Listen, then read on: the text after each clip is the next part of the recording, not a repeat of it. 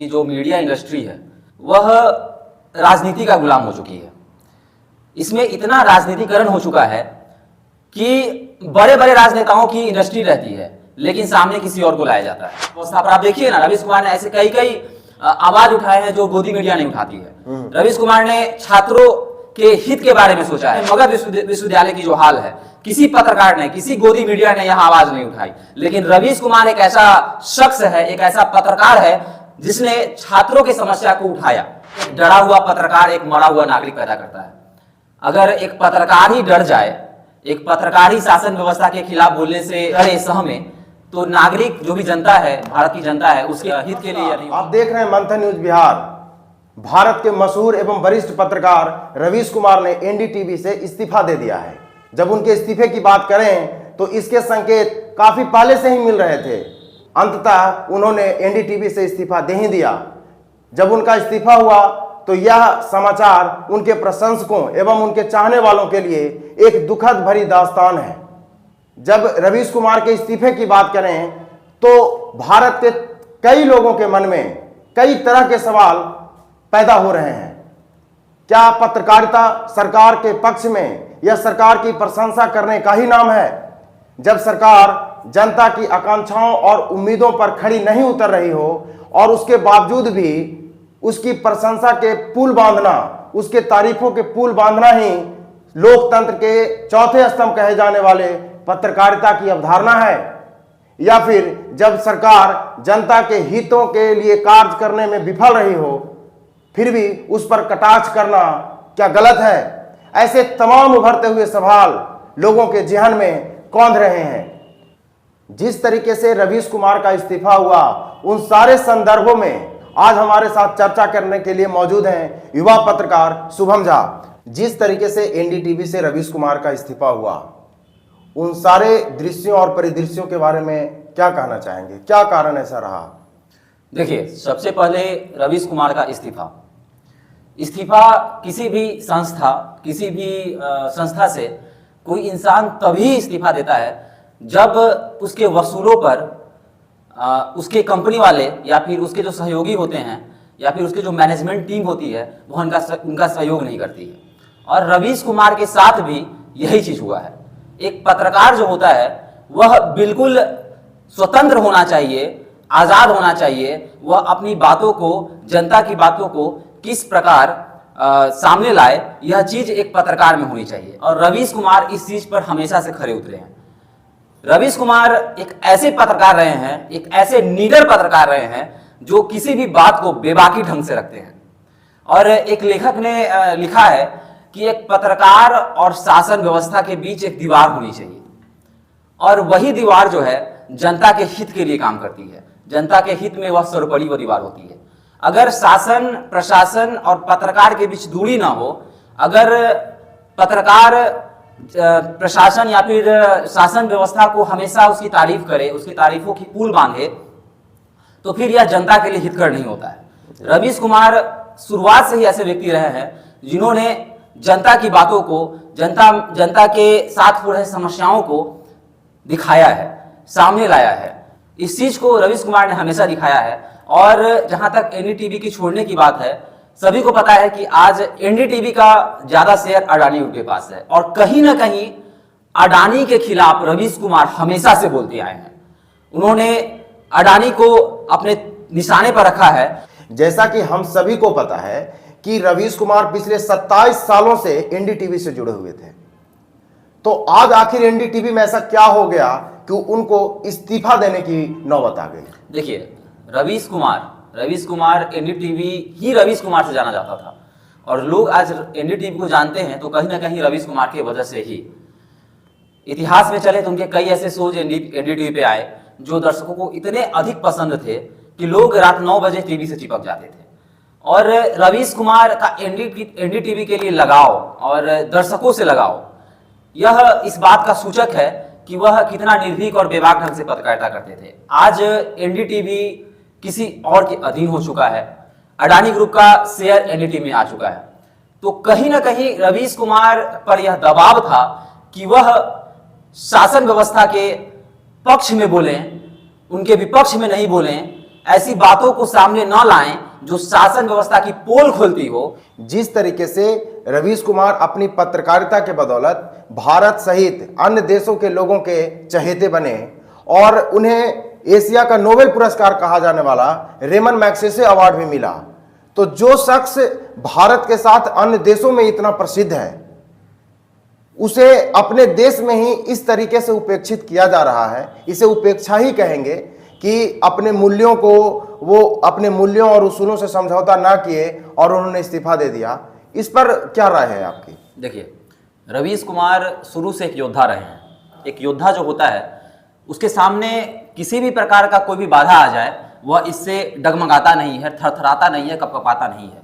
वह बिना डरे सहमे उस चीज का सामना करता है और जनता सब कुछ जानती है, दर्शक सब कुछ जानते हैं। रवीश कुमार के छवि को, रवीश कुमार के बेबाक छवि को, कहें तो बेबाक छवि को लोगों ने जाना है, समझा है और देखा भी है। लोग भली भांति यह जानते हैं कि आज रवीश कुमार ने क्यों इस्तीफा दिया है। एशिया का नोबेल पुरस्कार मिलना, जैसा कि आपने कहा कि एशिया का सबसे बड़ा नोबेल पुरस्कार कहे जाने वाले अवार्ड से उनको सम्मानित किया गया है, तो कहीं ना कहीं लोग विश्व स्तर पे भी लोग यह जानते हैं कि रवीश कुमार की क्या छवि रही है। और जहां तक गोदी मीडिया की बात है, तो गोदी मीडिया को यह समझने की जरूरत है कि आप अगर सरकार के पक्ष में रिपोर्ट बना रहे हैं, उनका गुणगान कर रहे हैं, तो कहीं ना कहीं ये देश के लिए हितकर नहीं है। आप देश को रसातल में डाल रहे हैं। जहां तक रवीश कुमार की बात है, तो आगे भी वह अपनी आवाज को बुलंद करते रहेंगे, जनता के सामने अपने बेबाक छवि को और अधिक बुलंद करेंगे और अच्छे तरीके से आएंगे और अपने पत्रकारिता को रोशन करते रहेंगे। तो क्या यह मान लिया जाए कि रवीश कुमार का सरकार के पक्ष में ना बोलना, उनकी तारीफों के पुल ना बांधना ही उनके इस्तीफे का मुख्य कारण है? बिल्कुल। जहां तक मैंने पहले भी कहा कि पत्रकार और सरकार के बीच दूरी होनी चाहिए। इस दूरी को जो है, उनके जो रवीश कुमार अभी जो एनडीटीवी में थे, एनडीटीवी का सिस्टम, एनडीटीवी का मैनेजमेंट इस दूरी को बहुत नजदीक करना चाहता था और रवीश कुमार हमेशा से इस दूरी को और बढ़ाना चाहते हैं। हमेशा इस दूरी को वह ऐसा चाहते हैं कि सरकार और उनके बीच हमेशा दूरी रहे। सरकार के शासन व्यवस्था पर आप देखिए ना, रवीश कुमार ने ऐसे कई आवाज उठाए हैं जो गोदी मीडिया नहीं उठाती है। रवीश कुमार ने छात्रों के हित के बारे में सोचा है। आज बिहार के पटना में हम लोग बैठे हुए हैं, बिहार के पटना में मगध विश्वविद्यालय की जो हाल है, किसी पत्रकार ने, किसी गोदी मीडिया ने यह आवाज नहीं उठाई। लेकिन रवीश कुमार एक ऐसा शख्स है, एक ऐसा पत्रकार है जिसने छात्रों की समस्या को उठाया, सोशल मीडिया पर उठाया, अपने सोशल मीडिया से उठाया, एनडीटीवी पर उन्होंने इसके बारे में रिपोर्ट बनाई। छात्र जो होते हैं, जो युवा वर्ग होता है, वह अपनी बातों को मीडिया के सामने रखते हैं। लेकिन मीडिया क्या होती है, मीडिया का जो मैनेजमेंट टीम है, आप रिपोर्टर हैं, हम रिपोर्टिंग करेंगे, उस रिपोर्ट को मैनेजमेंट टीम देखती है। मैनेजमेंट टीम अगर उस रिपोर्ट को आगे ना बढ़ाए, मैनेजमेंट टीम वीडियो को जनता के सामने ना लाए, तो वह चीज दब जाती है।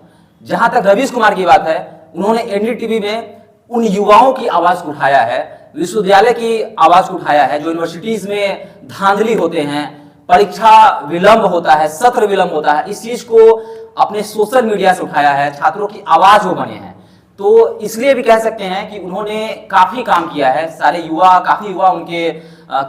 युवा उनको पसंद करते हैं, क्योंकि उनकी जो बात है वह दूसरे मीडिया वाले नहीं उठा पाते हैं, आगे नहीं बढ़ा पाते हैं। रवीश कुमार ने इस चीज को उठाया है, तो कहीं ना कहीं लोग जानते हैं। और एनडीटीवी को छोड़ना, यह हम कह सकेंगे कि दर्शकों के लिए जो रवीश कुमार के पसंदीदा हैं या फिर जो रवीश कुमार को चाहते हैं, उनके लिए यह दुख भरी खबर नहीं है। आप लोग बिल्कुल दुखित ना हो, क्योंकि रवीश कुमार ने जो काम किया है वह एक आदर्श रूपी काम किया है। आज कई ऐसे पत्रकार जो हैं, उनको देखकर सीख लेंगे। और जैसे हम आप भी पत्रकार हैं, तो रवीश कुमार को देखकर यह जरूर सीख लेनी चाहिए। रवीश कुमार को एक आदर्श रूप में हम लोग को भी लेना चाहिए, क्योंकि रवीश कुमार ने जो आज काम किया है, वह उसकी तारीफ करना, समझिए कि उसके लिए मेरे पास ये बात नहीं है या फिर जबान नहीं है कि उसको हम तारीफ कर सकें।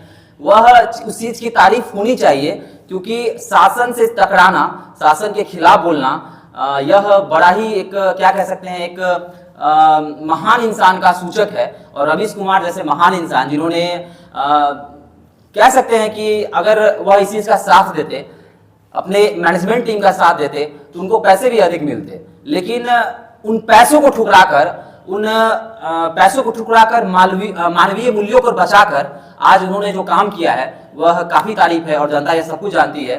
विश्व स्तर पर इसकी तारीफ होनी ही चाहिए। जिस तरीके से आज रवीश कुमार का इस्तीफा हुआ है, तो रवीश कुमार से पहले भी कई सारे पत्रकार ऐसे हैं जो सरकार के खिलाफ बोलने के चक्कर में उनको मूल्य चुकाना पड़ा है, जिसमें एक वरिष्ठ पत्रकार पुण्य प्रसन्न वाजपेयी का नाम आता है, अभिसार शर्मा का नाम आता है और ऐसे कुछ और भी नाम हैं, और अब रवीश कुमार का भी नाम जुड़ गया है। तो ये कैसा माहौल क्रिएट किया जा रहा है कि यदि आप सरकार के खिलाफ बोलेंगे, उन पे कटाक्ष करेंगे, तो आपको उसका मूल्य चुकाना पड़ेगा। इसके सामाजिक प्रभाव के बारे में आप क्या कहना चाहते हैं? किस रूप में देखते हैं कि इस पर लोगों पर क्या प्रभाव पड़ेगा, सामाजिक रूप से इसका क्या प्रभाव पड़ेगा? देखिए, आज जो क्या कह सकते हैं कि जो मीडिया इंडस्ट्री है वह राजनीति का गुलाम हो चुकी है। इसमें इतना राजनीतिकरण हो चुका है कि बड़े बड़े राजनेताओं की इंडस्ट्री रहती है लेकिन सामने किसी और को लाया जाता है। बड़े बड़े राजनेता इंडस्ट्री चलाते हैं, फंडिंग होती है, लेकिन वह चीज जो है किसी सामने में किसी बंदे को रखकर, किसी इंसान को रखकर उस चीज को चलाया जाता है, अनवरत चलाया जाता है। और यह चीज कहा गया है, यह एक पंक्ति है कि अगर कोई भी पत्रकार या फिर कोई भी मीडिया अगर राज्यसभा में सांसद बनना चाहे तो वह पत्रकारिता धराशायी हो जाती है। और आजकल के पत्रकार की ख्वाहिश रहती है, आजकल बड़े बड़े मीडिया इंडस्ट्री की ख्वाहिश रहती है कि हम मीडिया से होते हुए सीधा राज्यसभा के सांसद बन जाएं, लोकसभा के सांसद बन जाएं। तो पत्रकार और शासन व्यवस्था के बीच पहले भी मैंने कहा कि दूरी होनी चाहिए। उन्हें राजनीति से लाभ और लोभ तो बिल्कुल होना ही नहीं चाहिए। और जहां तक आपने कहा कि सामाजिक प्रभाव, तो सामाजिक प्रभाव यही पड़ेगा कि रवीश कुमार की एक पंक्ति थी, रवीश कुमार ने ही लिखा था कि एक डरा हुआ पत्रकार एक मरा हुआ नागरिक पैदा करता है। अगर एक पत्रकार ही डर जाए, एक पत्रकारी शासन व्यवस्था के खिलाफ बोलने से कतरे, उससे डरे, सहमे, तो नागरिक जो भी जनता है, भारत की जनता है, उसके हित के लिए यह नहीं हो सकता है। इससे कहीं ना कहीं जनता का पतन होता है, जनता की आवाज सामने नहीं आ पाती है। और रवीश कुमार बेबाक पत्रकार हैं, बेबाक छवि के पत्रकार हैं। सामाजिक इसका प्रभाव यही पड़ेगा कि सामाजिक प्रभाव कह सकते हैं कि सामाजिक प्रभाव तो नहीं पड़ेगा, समाज के लिए यह बहुत अच्छा है। अब रवीश कुमार समाज की बातों को, जनता की बातों को और अच्छे ढंग से ला पाएंगे और अच्छे ढंग से वह चीजों को प्रदर्शित कर पाएंगे, सिस्टम के खिलाफ और अच्छे बुलंद आवाज से बोल पाएंगे और सिस्टम से सीधा टकरा पाएंगे।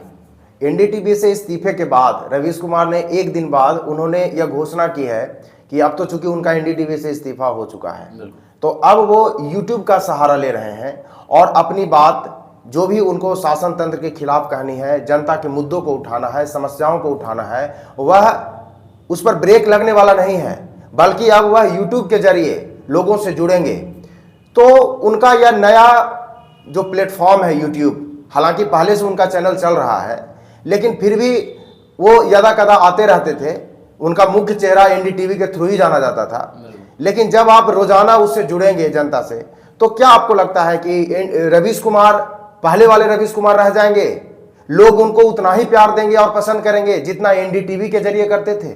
देखिए, आज का दौर, आज का नवीन युग, आज का वर्तमान युग सबको पता है कि टेक्नोलॉजी पे है और सभी के हाथ में मोबाइल है। जो लोग रवीश कुमार को पसंद करते थे उनके शो को भी पसंद करते थे। हर रात 9 बजे प्राइम टाइम आता था, लोग टीवी से चिपक जाते थे। मैं एक होटल में छोटे से ढाबा में बैठा हुआ था, वहां पे एक टीवी लगी हुई थी और रात का 9 बज रहा था। वहां पे जो ढाबा के मालिक थे वो रवीश कुमार की रिपोर्ट देख रहे थे और वह खाना भी बना रहे थे और रवीश कुमार की रिपोर्ट भी देख रहे थे। तो मुझे लगा कि ये रवीश कुमार का बहुत ही चहेता, उनको पसंद करने वाला व्यक्ति है, उनकी रिपोर्ट को पसंद करने वाला व्यक्ति है। तो कहीं ना कहीं आज सभी के हाथ में मोबाइल हो गया है, तो जब लोग कहीं बाहर होते हैं तो टीवी तो उनके साथ होता नहीं है और टीवी का वो शो मिस कर देते हैं। तो अब दर्शकों के लिए खुशखबरी है कि रवीश कुमार का रिपोर्ट, रवीश कुमार की जो बात है वह उनको अब मोबाइल पर देखने को मिलेगा, यूट्यूब पर देखने को मिलेगा। सभी के पास मोबाइल है, लोग रवीश कुमार की रिपोर्ट देखेंगे, रवीश कुमार की बात को देखेंगे, जो रवीश कुमार जनता के हित के लिए जो आवाज उठाते हैं उसको देखेंगे और लोग सीधा उनसे जुड़ पाएंगे। एनडीटीवी पर होता क्या था कि अगर लोगों को कोई बात रवीश कुमार के पास पहुंचानी है तो वह उन्हें काफी समय लगता था। वह चिट्ठी भेजते थे या फिर मेल करते थे एनडीटीवी को। अब वह सीधा रवीश कुमार के कमेंट बॉक्स में जाकर अपनी बातों को रखेंगे, रवीश कुमार से सीधा संपर्क होगा, एक तार बनेगी और उस बात को रवीश कुमार और अच्छे ढंग से और प्रभावी ढंग से जनता के सामने लाएंगे। वह सिस्टम के खिलाफ हमेशा से लड़ते आए हैं, अभी भी लड़ते हैं और आगामी भविष्य में अपने पत्रकारिता, अपने यूट्यूब पत्रकारिता के दम पर एक अलग ही छाप छोड़ेंगे। आज हमने एनडीटीवी से रवीश कुमार के इस्तीफे पर चर्चा की। दोस्तों, आप एनडीटीवी से जिस तरीके से रवीश कुमार का इस्तीफा हुआ है, उसके पीछे के जिस तरीके के कारण उभर कर आ रहे हैं, आप उन कारणों के बारे में क्या कहना चाहते हैं? रवीश कुमार के एनडीटीवी से इस्तीफे के बारे में क्या कहना चाहते हैं? हमारे कमेंट सेक्शन में अवश्य बताएं। देखते रहें मंथन न्यूज बिहार। बहुत बहुत धन्यवाद।